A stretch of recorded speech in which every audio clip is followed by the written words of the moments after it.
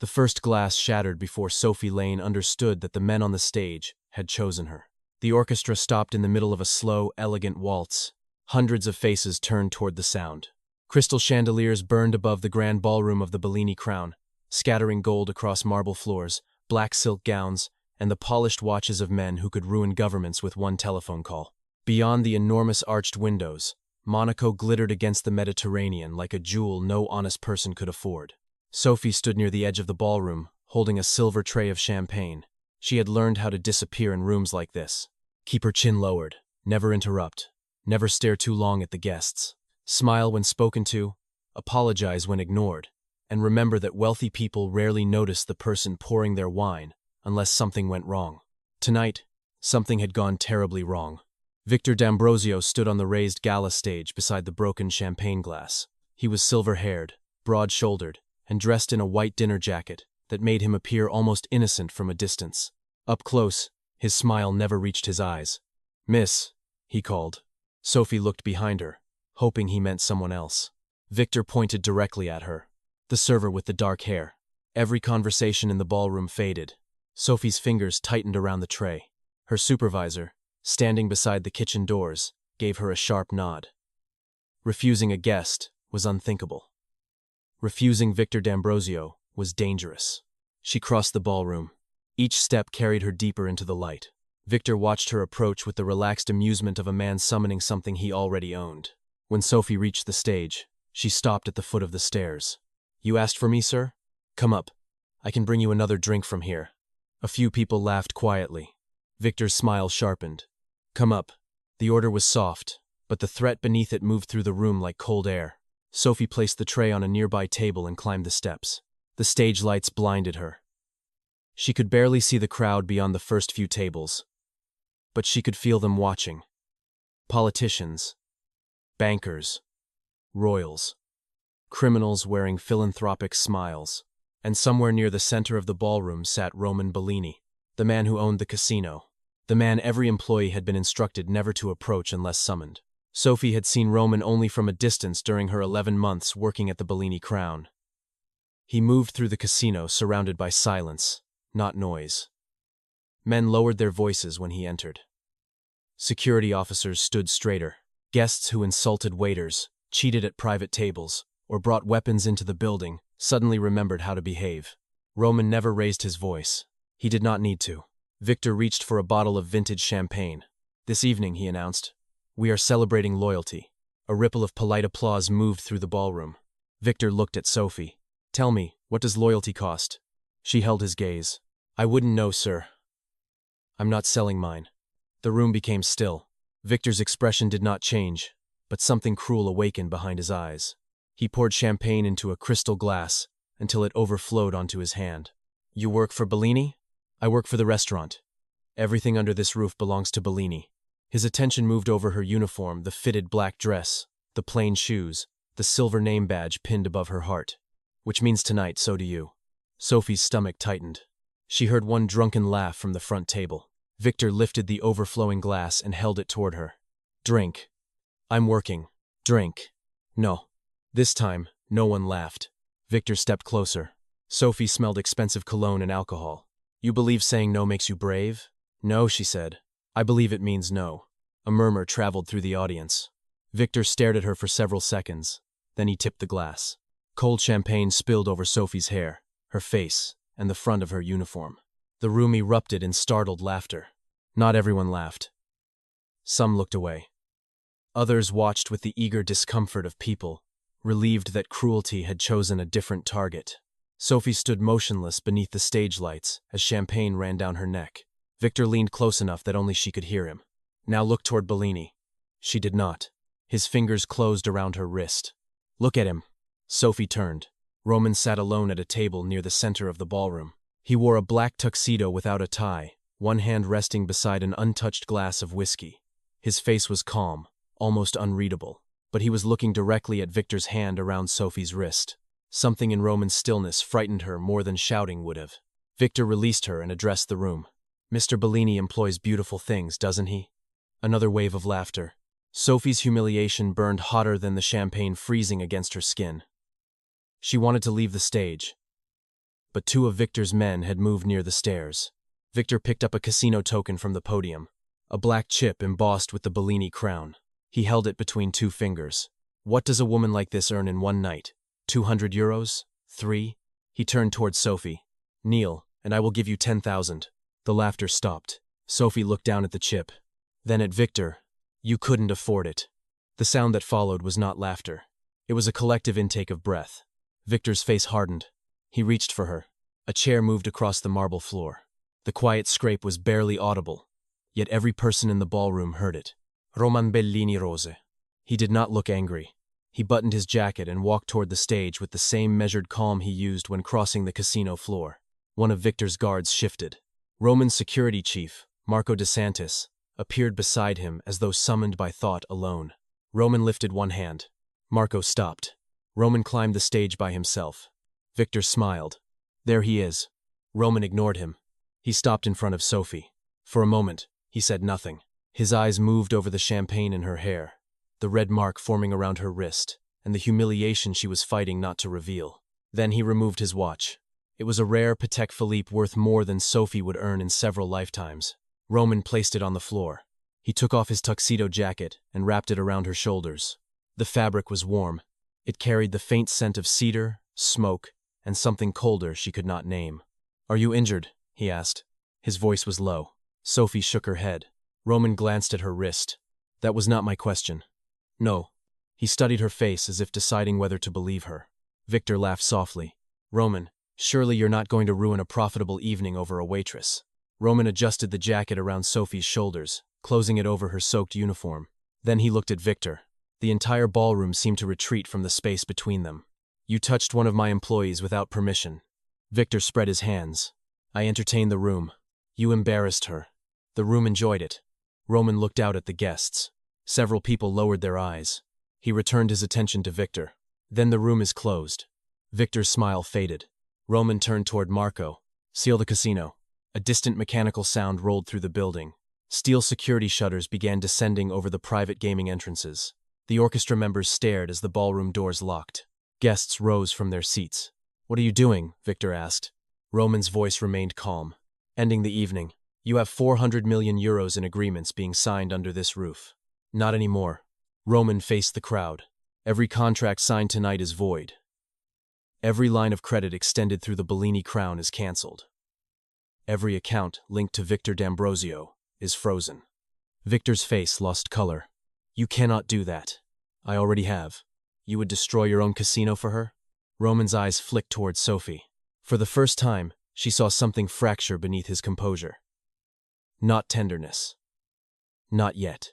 Recognition, as if the sight of her humiliation had opened a locked room inside him.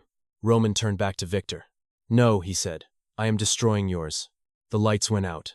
Screams broke across the ballroom. Emergency illumination flooded the room in deep red. Roman's hand closed around Sophie's elbow, pulling her against him as glass shattered somewhere beyond the stage. A gunshot cracked through the darkness. Roman turned, shielding her with his body. Another shot struck the golden curtain behind them. Guests dropped beneath tables. Security men moved through the chaos. Victor disappeared from the stage. Roman pushed Sophie down behind the podium. Stay here. What is happening? This was never about humiliating you. A third shot rang out. Roman drew a weapon from beneath his shirt. Sophie stared at him. What was it about? His gaze found hers through the red emergency light. Making me stand up. Then he moved into the darkness. By sunrise, the Bellini Crown was empty. Police vehicles crowded the casino entrance. News cameras gathered behind barricades. Rumors had already spread across Europe. A gunman at the gala, a failed assassination, frozen accounts, and a public war between two of the continent's most powerful men. Sophie sat in a private room on the 42nd floor wearing Roman's jacket over a borrowed white shirt. No one had allowed her to leave. A doctor had examined her wrist. A security officer had taken her statement. 3 different men had asked whether Victor had spoken to her before the gala. Each time, Sophie gave the same answer. No. The door opened shortly after 6. Roman entered alone. He had changed into a dark suit. There was a shallow cut near his temple and dried blood on the white cuff of his shirt. Sophie stood. I want to go home. No. Her fear turned instantly into anger. That was not a request for your permission. Roman closed the door. The shooter escaped. I'm sorry to hear that. He used you to force me into the open. I didn't volunteer. I know. Then let me leave. Roman looked toward the windows. Dawn was spreading over Monaco, pale and cold above the harbor. When Victor called you onto that stage, he already knew how I would react. Sophie folded her arms beneath the oversized jacket. How could he possibly know that? You don't know me. Roman's silence lasted a second too long. A chill moved through her. Do you? He met her eyes. I know your apartment is on Rue Platy. Her heart stumbled. I know you take the number 6 bus to work, except on Tuesdays, when you walk through the market to purchase flowers for your neighbor. Sophie stared at him. I know you send money to a woman named Evelyn Lane in Marseille every month, though she has not answered your telephone calls in nearly 6 weeks. Stop. I know you applied for a position at 3 other hotels and withdrew each application before the interview. Stop. I know you keep your father's silver lighter in the kitchen drawer even though you have never smoked. The room felt suddenly smaller. Sophie's voice came out unsteady. You've been watching me. Roman did not deny it. She pulled his jacket from her shoulders and threw it at him. He caught it without looking down. You had someone follow me? To keep you alive. From what? Roman's expression became unreadable again. Victor D'Ambrosio. I had never seen him before last night, but he knew exactly who you were. She wanted to call him a liar. Then she remembered Victor's whisper. Now look toward Bellini. This had been staged. Every cruel word, every laugh, every hand placed on her, it had been designed to provoke the man standing before her. Sophie backed toward the door. Why would he use me against you? Roman stepped into her path. She stiffened. He did not touch her. You cannot return home. Move. Your apartment was entered at 4 this morning.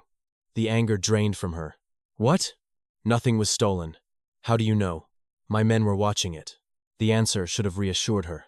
Instead, it terrified her. What were they looking for? Roman's jaw tightened. Something your father left behind. My father was an accountant.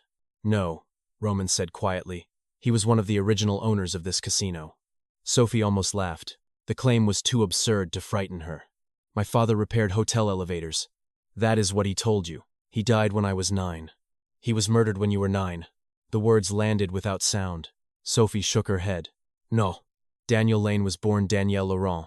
He controlled 30% of the Bellini Crown before my father forced him out. You're lying. I wish I were. Why? Because the truth makes you the most dangerous woman in Monaco. Roman walked toward the desk and removed a thin leather folder from a locked drawer. He placed it in front of her. Inside were photographs.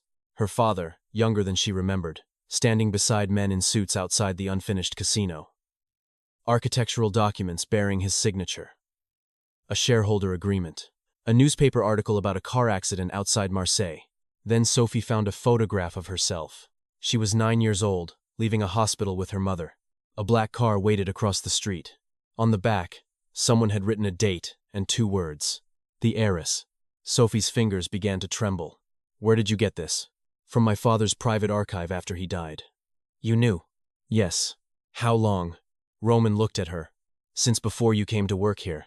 The betrayal was immediate and absolute. You hired me because of this. I approved your employment. You let me carry drinks through a building I might partially own. It was the safest place to keep you. Under your surveillance. Under my protection. You don't get to rename control and call it protection. Something flashed in his eyes. Not anger. Something closer to reluctant respect. You are right. The admission surprised her. Roman rarely looked like a man who admitted anything. Sophie closed the folder. Why didn't you tell me? Because the moment you claim your father's shares, Victor will try to kill you. He tried anyway. Because someone told him I had found you. Who? I don't know. The answer disturbed him. She could see it in the slight tension along his jaw. For perhaps the first time in years, Roman Bellini did not know where the danger was coming from. A knock sounded. Marco entered. He was tall, gray at the temples, and carried himself with the disciplined stillness of a former soldier. We found the weapon, he told Roman. No, Prince. The shooter used the Eastern Service corridor. That corridor requires Bellini clearance. Marco nodded. Someone inside Roman's organization had helped orchestrate the attack. Roman looked at Sophie. You understand now why you cannot leave. I understand that everyone around you lies. Then trust no one. Does that include you? His chaza held hers. Especially me. Roman moved Sophie before noon. The convoy left through an underground garage, while reporters crowded the casino's front entrance. 2 armored vehicles led the way. Sophie sat in the rear of a black sedan, with Roman beside her, and Marco in the front. No one told her where they were going. Rain streaked the tinted windows as Monaco's towers disappeared behind them. The road climbed along the cliffs, curving above a gray Mediterranean. Sophie kept the leather folder on her lap. Her father's signature waited inside like a message from a dead man. Roman sat close enough that she could feel the heat of him, but he did not speak. She had spent months watching him from across the casino. Employees told stories about Roman Bellini in whispers. A trader who disappeared from a yacht in Corsica. A banker who woke to find every account emptied. A rival who entered a meeting with 6 guards and left alone. Sophie had assumed half the stories were invented. After last night, she was no longer certain. She looked at the cut beside his temple. You were hit. Glass. You should have let the doctor close it. His gaze shifted toward her. You noticed. There was blood on your shirt. There was blood everywhere. Not yours. A shadow passed over his face.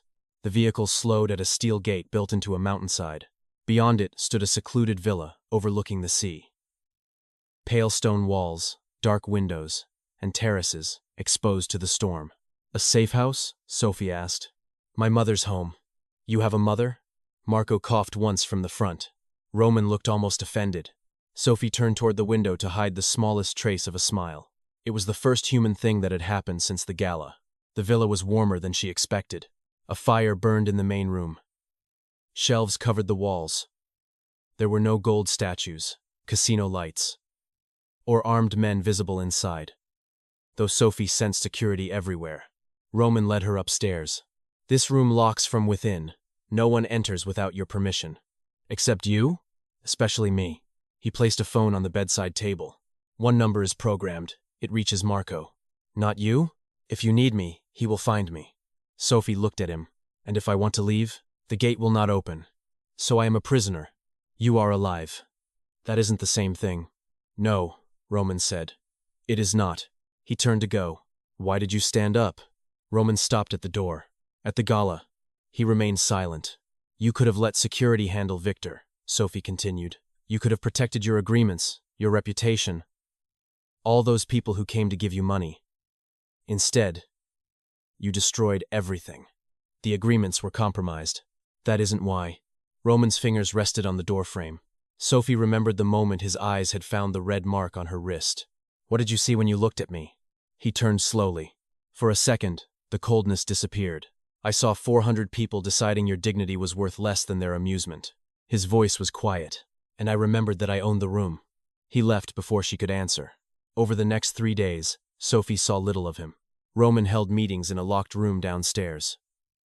Cars came and went, at all hours. Men spoke in Italian behind closed doors. News reports claimed the Bellini Crown had lost nearly €1 billion after Roman cancelled the gala contracts. Victor appeared on television from his yacht, smiling as he denied involvement in the shooting. He called the incident an emotional overreaction by an unstable competitor. Every report included an image of Sophie on the stage. Her wet hair, Victor's hand around her wrist, Roman's jacket covering her shoulders. The anonymous server had become the center of a public scandal. Some commentators called her Roman's mistress.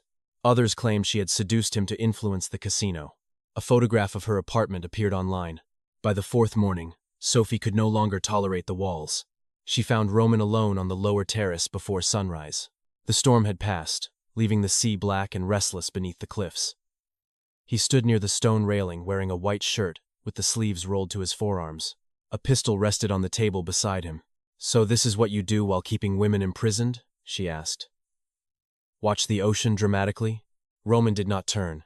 I was told you were sleeping. I was told I owned part of a casino. We are both receiving unreliable information. His mouth almost moved. Almost. Sophie stepped onto the terrace. I want to see my mother. No. She has not answered me in weeks. My people are looking for her. That is not good enough. It will have to be. She walked closer. I am not one of your employees anymore. You are still employed. You closed the restaurant. You are being paid. That is not the point. Roman turned toward her. Morning light sharpened the angles of his face. Without his jacket and the controlled theater of the casino around him, he looked younger, more dangerous somehow. What is the point, Sophie? It was the first time he had said her name. Not Miss Lane. Not her. Sophie. The sound of it in his voice felt too intimate. She hated that she noticed. The point is that everyone keeps deciding what I can survive without asking me. His expression changed. Only slightly. She continued. My father lied about who he was. My mother hid everything. Victor used me as bait. You watched my life from a distance and decided ignorance was safer. Now I'm locked inside a villa while strangers debate whether I slept with you. Roman stepped closer. You should not read the reports. That is your solution? It is advice. From the man who burned down half his fortune because someone embarrassed me? I did not burn anything. Metaphorically. His gaze remained on her. Not yet. A chill passed through her that had nothing to do with the wind. Victor wants you to lose control. I am aware. And you are giving him exactly what he wants. No. What he wants is spectacle. Roman moved close enough that Sophie had to tilt her head to maintain eye contact. What I intend to give him will happen in private. She should have stepped back. She did not. There was something unnerving about his control. His anger did not flare. It condensed. You frighten me, she admitted. I know. And yet I feel safer when you're in the room. The words escaped before she could stop them. Roman became completely still. The space between them tightened. His eyes lowered to her mouth and returned to her face. His hand lifted. For one suspended second, Sophie thought he would touch her. His fingers stopped near a loose strand of hair moving across her cheek. Then he lowered his hand. Do not confuse safety with goodness, he said. I don't. Good. Do you? Something dark and almost wounded moved through his eyes. A telephone rang inside the villa. The moment broke. Roman stepped away and answered it. He listened without speaking. Then his face hardened. Where? A pause. I want the driver alive. He ended the call. What happened? Sophie asked. Roman picked up the pistol. They found your mother's car. Relief struck first. Then she saw his expression. Where is she? The vehicle was abandoned near Ventimiglia. And my mother? Gone. Roman moved quickly through the villa, issuing orders. Sophie followed him into the main hall, where Marco and 4 security officers were gathering weapons. I'm coming. Roman did not slow. No. That is my mother. That is why you are staying here. You do not get to. Roman turned so suddenly she nearly collided with him. If Victor has her, he wants you to react emotionally. He wants you outside the perimeter. He wants me divided between protecting you and recovering her. She could be hurt. I know. The words came out sharper than anything Sophie had heard from him. For the first time, Roman's calm cracked. He closed his eyes briefly and lowered his voice. I know. Sophie looked at the men waiting behind him. Then bring her back. Roman held her gaze. Something unspoken passed between them. A demand. A promise. A trust neither had earned but both needed. I will, he said. He left before noon. The hours that followed stretched into evening. Sophie wandered through the villa, unable to eat. She called her mother repeatedly. Each attempt went to voicemail. At 8, rain began striking the windows. At 10, the power flickered. At 11, Sophie heard glass break downstairs. She reached for the phone Roman had given her. No signal. Footsteps moved through the lower hallway. Sophie locked the bedroom door and searched for anything she could use as a weapon. She found a heavy brass candle holder beside the fireplace. The lights went out. Someone tried the handle. Sophie backed toward the window. The lock snapped. A man entered wearing black tactical clothing and a mask. Sophie swung the candle holder. It struck his shoulder. He cursed and grabbed her arm. She drove her knee upward, tore free, and ran into the hall. Another intruder appeared at the staircase. A suppressed gunshot tore into the wall beside her. Sophie ducked into the library. The first man followed. She slammed the door into him and ran toward the terrace, but a hand caught the back of her shirt. The fabric ripped. She struck blindly. The man pulled a knife. Before he could move, a shot exploded behind him. He fell. Roman stood in the library doorway. Rain covered his black coat. Blood streaked one side of his face. His pistol remained raised. The second intruder appeared behind Sophie. Roman fired twice. The man dropped. Silence returned with shocking speed. Sophie stood frozen beside the open terrace doors as rain blew into the room. Roman crossed the distance between them. Are you hurt? His hands moved over her shoulders, her arms, her face, searching for blood. I'm fine. Did they touch you? One grabbed me. Roman looked toward the dead man. Something terrifying settled over his expression. Sophie caught his wrist. Roman. He looked at her hand on him, then at her face. Where is my mother? His anger shifted. We found her. Is she alive? Yes. Sophie exhaled, nearly collapsing with relief. Roman steadied her. She was being held at an abandoned marina. Marco is bringing her here. Then why did you come back? We intercepted a message. The attack on the villa was already in progress. You left the rescue? I knew Marco could recover your mother. His hand tightened around her waist. I was not certain anyone else could reach you in time. The meaning settled between them. Roman had abandoned an operation, crossed the border in a storm, and returned covered in blood because he feared losing her. His control was gone. Not publicly, not loudly, but she could feel the violence of his fear in the way he held her. Sophie touched the cut along his cheek. He flinched not from pain, but from the tenderness. You came back for me. Roman's gaze dropped to her mouth. I told you not to mistake me for a good man. I don't. His hand rose to the side of her neck. This time, he touched her. His thumb rested beneath her jaw, the contact restrained enough to become unbearable. You should be afraid of what happens to me when you are in danger. I am. Then step away. Sophie did not move. Neither did Roman. Their foreheads nearly touched. His breathing changed. For one dangerous second, she thought he would kiss her. Instead, he released her and walked away. Her mother arrived 20 minutes later. Evelyn Lane entered the villa wrapped in a blanket, pale but unharmed. Sophie ran to her, and for several minutes, nothing else existed. Then Evelyn saw Roman. Her relief disappeared. You, she whispered. Roman stood near the fireplace with blood drying along his collar. Mrs. Lane, you promised you would never bring her into this. Sophie slowly turned. You know him. Her mother looked at her with tears in her eyes. Sophie, how long? Evelyn closed her eyes. How long have you known Roman? Since you were a child. The answer hurt more than Sophie expected. Roman had not merely known her identity. He had been connected to her family all along. Evelyn sat near the fire and revealed the truth in fragments. Daniel Lane had helped design the financial network that built the Bellini Crown. He believed the casino would be a legitimate investment. But Roman's father, Alessandro Bellini, used it to launder money for criminal families across Europe. When Daniel threatened to expose him, Alessandro arranged the car crash that killed him. Evelyn took Sophie and disappeared. Years later, after Roman inherited the empire, he found the files proving what his father had done. He came to me when you were 17, Evelyn said. He offered money, protection, anything we needed. Sophie looked at Roman. You found me that long ago? Yes. Why didn't you tell me? Your mother refused. Evelyn reached for Sophie's hand. I wanted you to have an ordinary life. You let me work inside the building that killed my father. I did not know you had applied there until Roman contacted me. Sophie's gaze snapped back to him. You contacted her? The day your application reached my office. And neither of you thought I deserved the truth. Roman's silence confirmed it. Sophie pulled her hand away from her mother. I need air. It is not safe outside, Roman said.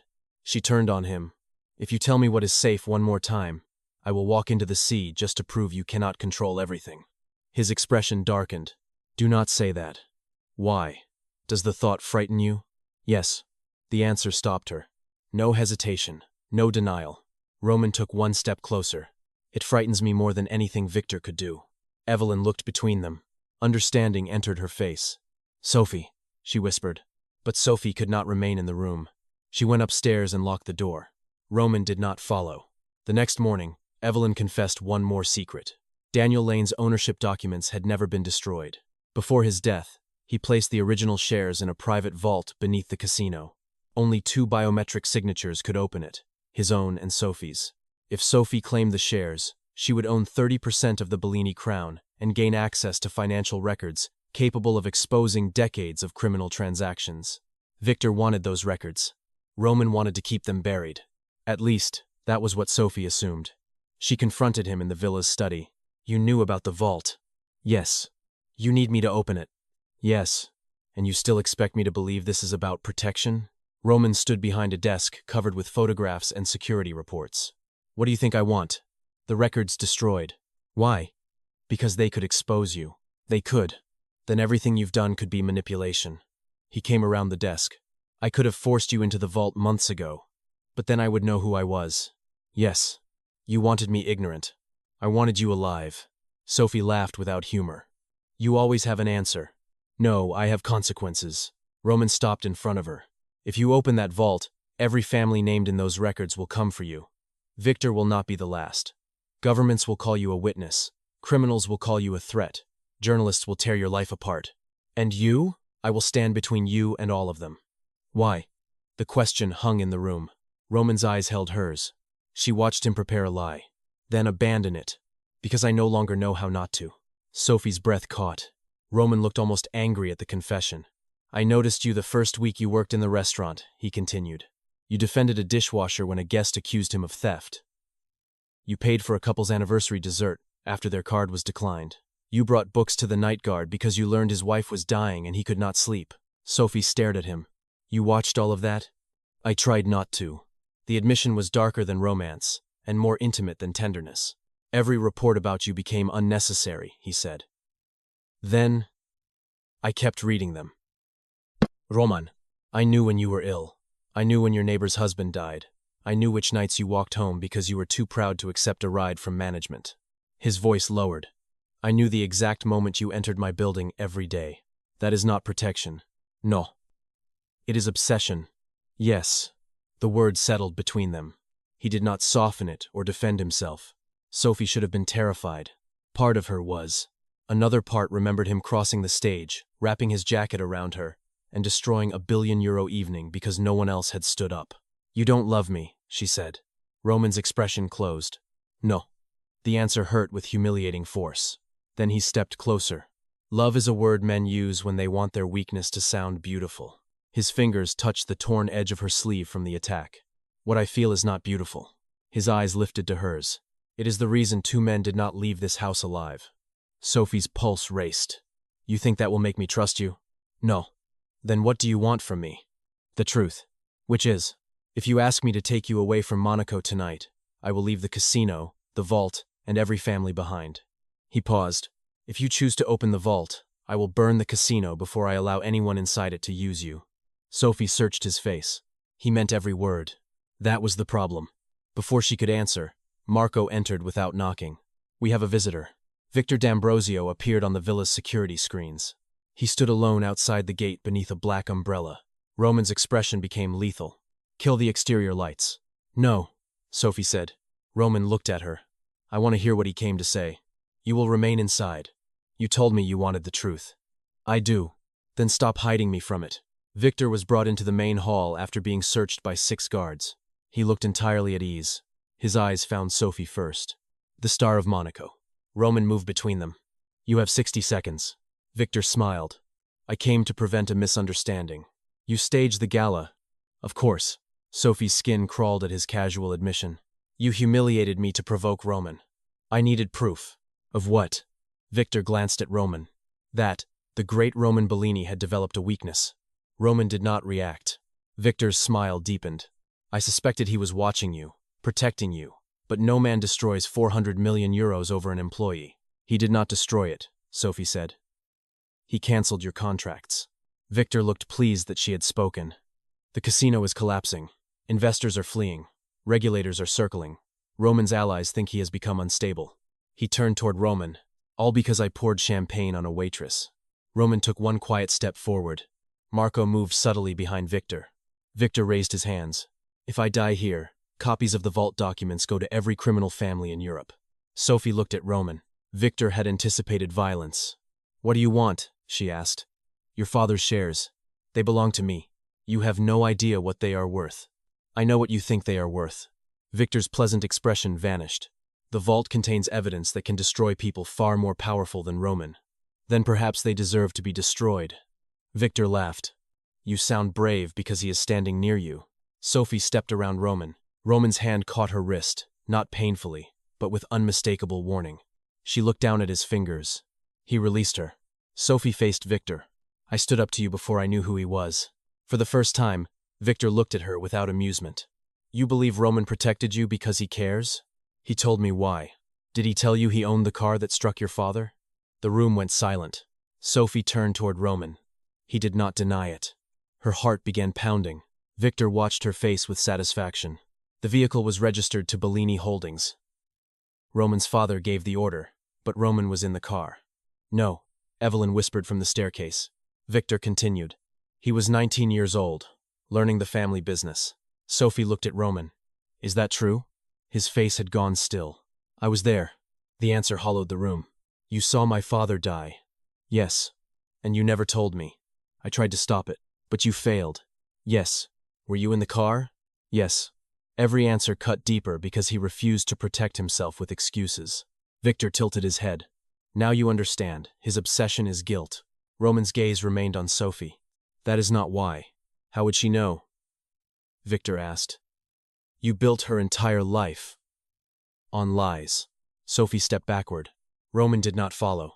She saw something in his eyes she had never seen before. Fear. Not fear of Victor. Fear of her.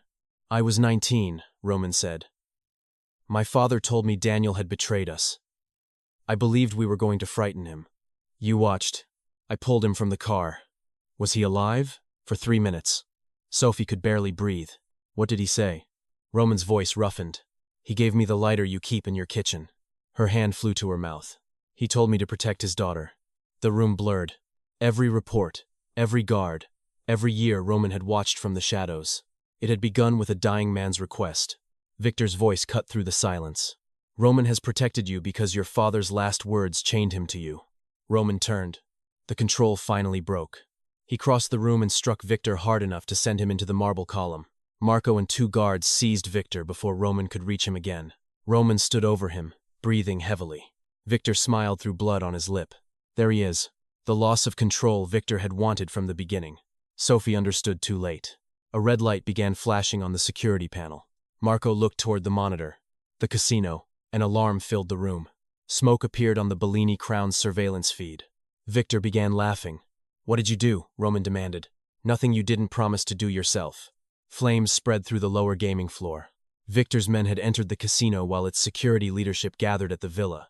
The fire was not meant merely to destroy the building. The vault's emergency protocol would move its contents automatically into a secure transport chamber beneath the harbor. Victor intended to steal everything during the evacuation.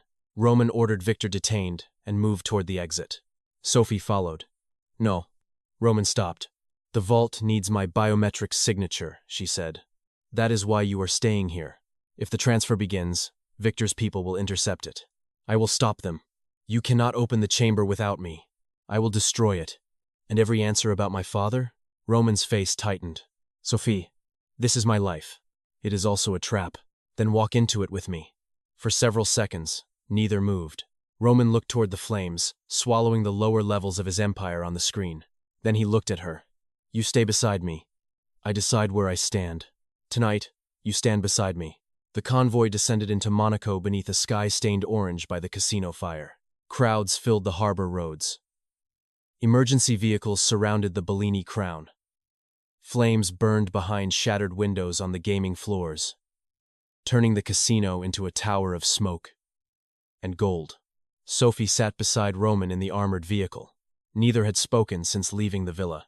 She could still hear his confession. I was there. Her father had died in Roman's arms. The truth should have made her hate him. Instead, the memory of his face when Victor exposed him would not leave her. Roman had looked like a man who had spent half his life waiting for one woman to condemn him. They entered through a private tunnel beneath the harbor. Gunfire echoed somewhere ahead.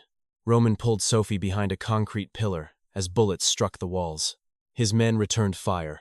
The underground passage filled with smoke and red emergency light. Roman placed a weapon in Sophie's hand. Do you know how to use this? No. Keep your finger away from the trigger unless someone reaches you. You plan to leave me? No. A blast shook the tunnel. The ceiling cracked.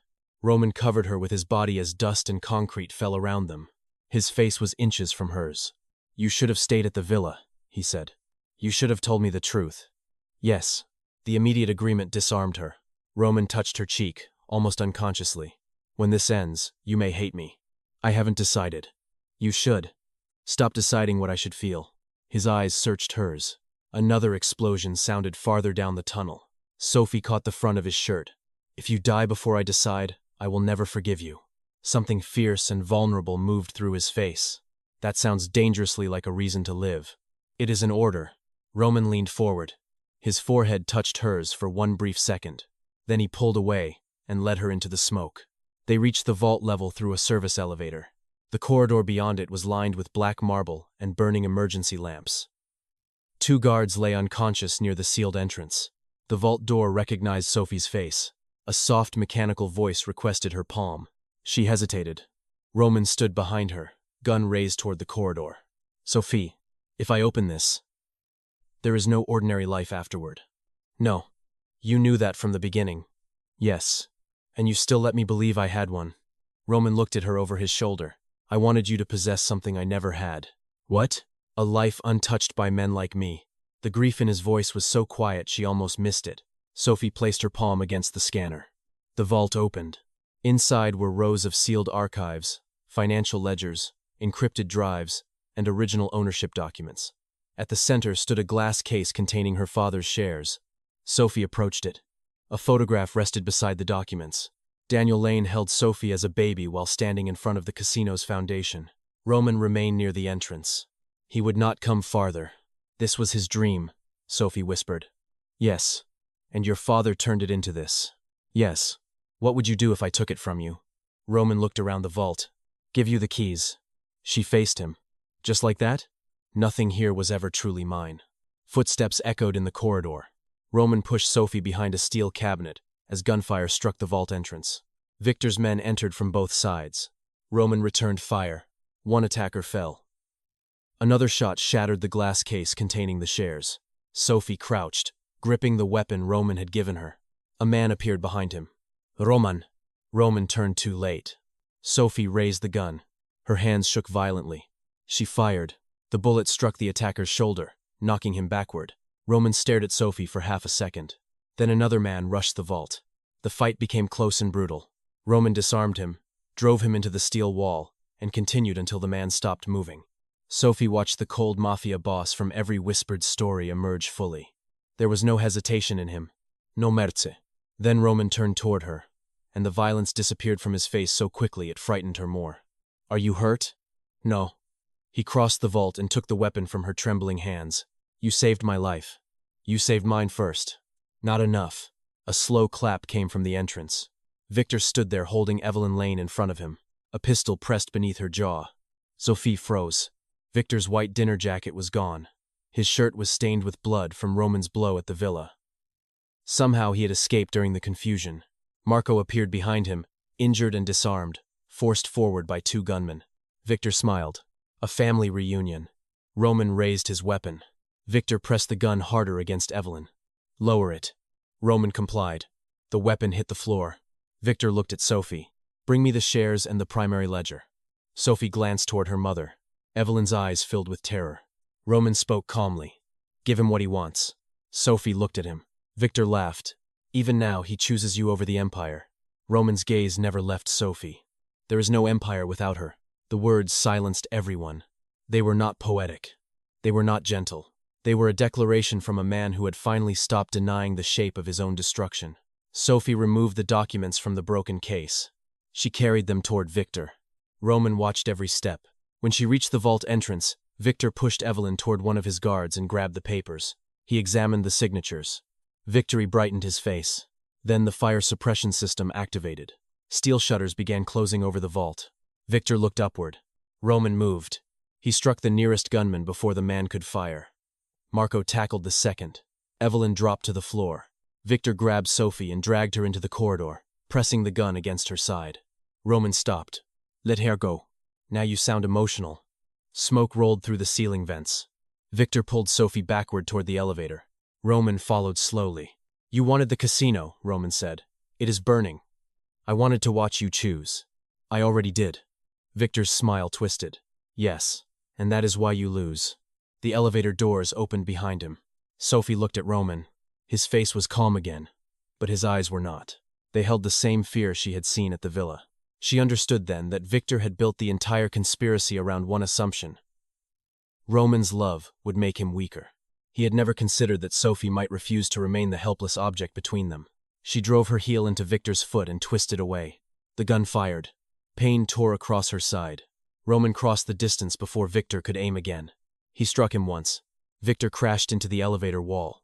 Roman hit him again and again, every buried emotion breaking free the guilt of her father's death, the years of watching Sophie from the shadows, the terror of finding her under attack, the sight of champagne running down her face while a room laughed. Victor collapsed. Roman pulled him up by the collar. "You wanted me to lose control," he said. Victor smiled weakly. "You did." Roman looked toward Sophie. She was leaning against the wall, one hand pressed to her side. Blood covered her fingers. Something in Roman's face died. He released Victor. The choice was immediate. He left his enemy alive and went to her. Roman caught Sophie as her knees gave way. "No." His voice broke. It was the first truly uncontrolled sound she had heard from him. He lowered her to the floor and pressed his hand over the wound. "Sophie, look at me." "I'm looking." "No, stay with me." "It only grazed me." He did not seem to hear her. The feared Roman Bellini knelt on the smoke-covered floor, while his casino burned above him, holding her as though the entire world were collapsing inside his arms. Marco approached. "We need to move." Roman lifted Sophie. She wrapped one arm around his neck. Behind them, Victor tried to reach for the fallen gun. Evelyn saw him first. She kicked it away. Marco struck Victor and dragged him toward the vault before the steel shutter closed. Roman carried Sophie through the underground corridor. Fire alarms screamed. Smoke turned the lights into red halos. Water poured from the ceiling. "You're covered in blood," Sophie whispered. "It is yours. Some of it is definitely yours." His arms tightened. "You are not allowed to make this less serious." "You're ordering me again." "Yes. You hate when I don't listen." "No." Roman looked down at her as he carried her through the burning heart of his empire. "I am alive because you never listen." They emerged onto the harbor as dawn broke over Monaco. The Bellini Crown burned behind them. Flames climbed through the ballroom where Sophie had been humiliated only days before. The golden curtains collapsed. Glass rained into the street. The crown symbol above the casino entrance disappeared into smoke. News cameras captured Roman carrying Sophie past the fire crews. His white shirt was soaked with blood. His face was bruised. He did not look toward the cameras. The world watched Europe's most feared mafia boss walk away from his burning empire with a restaurant server in his arms. He never looked back. Sophie woke in a private hospital room 2 days later. Rain touched the windows. Her side ached beneath the bandages, but the bullet had only grazed her. The doctors had told her she was fortunate. Her mother was sleeping in a chair near the wall. Roman sat beside the bed. He wore a dark shirt with the sleeves buttoned. A bandage crossed his knuckles. Exhaustion shadowed his face. Sophie watched him for several seconds. "You look terrible." His eyes opened immediately. "You are awake." "I've been told." Roman reached for the call button. She caught his hand. He became still. "Stai." The word affected him more than it should have. He sat back down.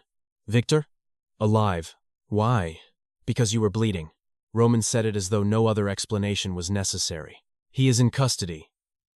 The financial records were transferred to prosecutors in France, Italy, and the United States. Sophie blinked. "You released them?" "Yes." "They expose your organization." "Yes." "You destroyed your own empire." Roman looked toward the rain. "It was built on your father's grave." "And the casino?" "Gone." "What will happen to you?"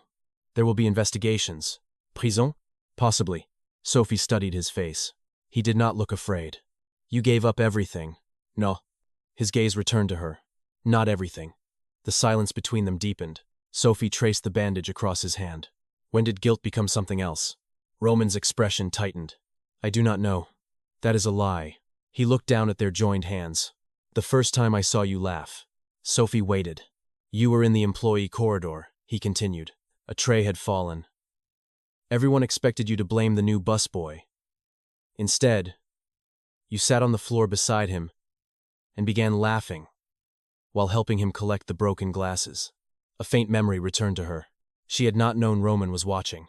"I realized I had never heard a sound like that inside my casino." His thumb moved once across her fingers. "After that, I began finding reasons to pass through the restaurant.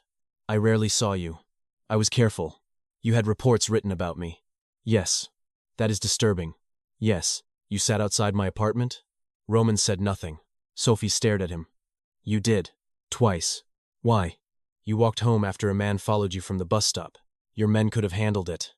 "They did." "Then why were you there?" His jaw tightened. "To see the light come on in your window." The confession was so lonely it hurt. Sophie's anger did not disappear. Neither did the betrayal. Love, she realized, did not erase what had happened.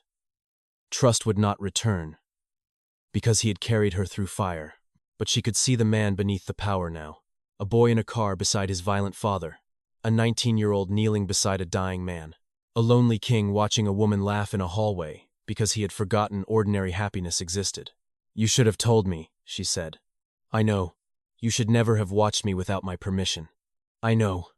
You cannot lock me away whenever you're afraid." His hand tightened around hers. "That will be difficult." "Roman." "I said difficult, not impossible." Despite herself, Sophie smiled. He stared at the smile as though it were something sacred. Then his expression grew serious. "I will not ask you to forgive me." "Good. I will not ask you to stay." "Also good. But I need you to know something before I leave." Roman rose. The distance felt immediate. "I did not destroy the casino because Victor humiliated an employee," he said. "I destroyed it because when he touched you, I understood that every wall I had built around myself was useless." He released her hand. "I have survived enemies, betrayal, and my father's blood, but the thought of losing you made me afraid."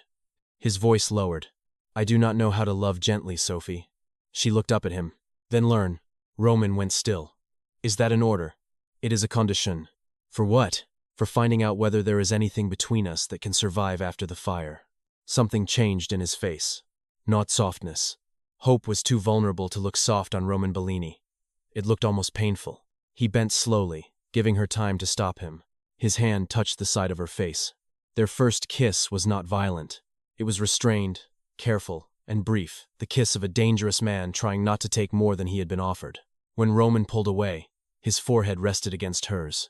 "I have wanted to do that since the night you threw a wineglass at a guest." Sophie frowned. He grabbed another server. "I know.